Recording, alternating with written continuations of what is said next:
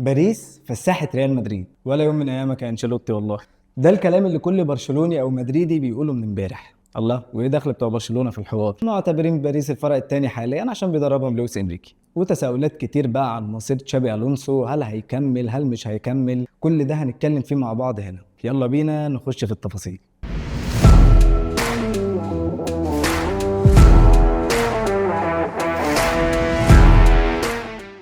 واول حاجه هنبدا بيها مع بعض هي التشكيل. مش هخش لك في مين بيلعب باك يمين وباك شمال، لان احنا عندنا حاجه هي الاهم في الموضوع ده، اسينسيو. ليه تلعب باسينسيو اساسي لما انت اصلا من اول البطوله مقعده بسبب الاخطاء اللي عملها في اول ماتشين؟ لعيب ثقته في نفسه اهتزت تماما، لعيب ما بقاش قادر يقف على رجله في الملعب، تقوم انت معول عليه ومنزله في ماتش، مش اي ماتش، هو ماتش باريس، وبدل ما يلعب على لاعب مهاري بيلعب على 3 لعيبه فيهم على الاقل 2 قادرين ان هم يمرمطوه في المباراه. نطلع بقى من اسينسيو نخش على مستر روديجر. روديجر بقى من بدايه الموسم اللي فات وهو بيأدي بمستوى غريب جدا جدا جدا. بعد اول سيزون جه في ريال مدريد عمل سيزون عالمي، بل ممكن نقول تاريخي كمان، ومن بعدها والموضوع في النازل واخطاء غريبه، وبدل ما يعالج اخطائه الراجل بيعمل مشاكل في الملعب علشان يغلوش على اخطائه بالمشاكل اللي بيعمل. في بدايه الماتش ريال مدريد استقبل هدف مبكر، وده يربك حسابات اي مدرب في الكون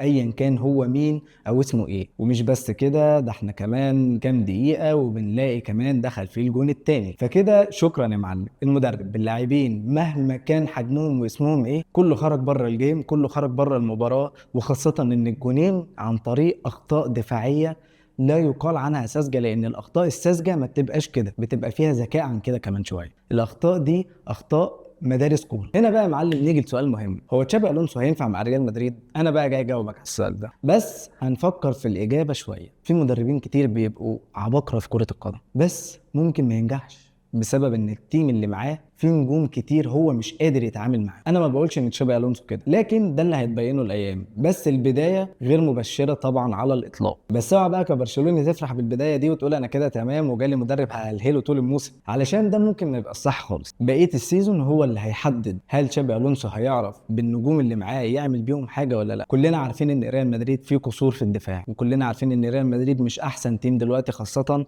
بعد ما فقد توني كروس ومودريتش اللي هم كانوا الركيزه الاساسيه بتاعته. بس برضه على النقيض انت عندك امبابي، عندك فينيسيوس جونيور، عندك لعيبه اساميها تقيله وبتنافس على البالون دور، وده هو اللي ممكن يعمل المشكله شويه. لو تشابي الونسو عنده الشخصيه القياديه اللي تخليه يقدر يسيطر على اوضه اللبس وعلى النجوم بتاعته، حتى ولو كان واحد، لان واحد بس قادر يعمل لك المشكله، ساعتها تقدر تقول ان ريال مدريد بقى على خط العوده السليم. او يحصل العكس تماما والنجوم دي ما يقدرش يسيطر عليهم، وساعتها ريال مدريد هيقول ولا يوم من ايامك يا انشيلوتي. مباراة باريس هي بداية مش نهاية، وهي المفروض تكون بداية التصليح وبداية بناء فرقة قوية لريال مدريد علشان يرجع للمنافسة تاني بشكله الطبيعي، وعشان يقدر ينافس على البطولات زي ما كان بيعمل. بس في النهاية ده كان رأيي أنا، بس الأهم عندي رأيك أنت، ممكن تقوله لي في الكومنتات، وممكن لو أنت على اليوتيوب كمان تعمل لنا لايك وتعمل سبسكرايب وتفعل زر الجرس عشان يوصلك كل جديد. ولو أنت بتشوفنا على الفيسبوك ما تنساش تعمل فولو للصفحة، ولو أنت على التيك توك اعمل علامة الزائد. سلام.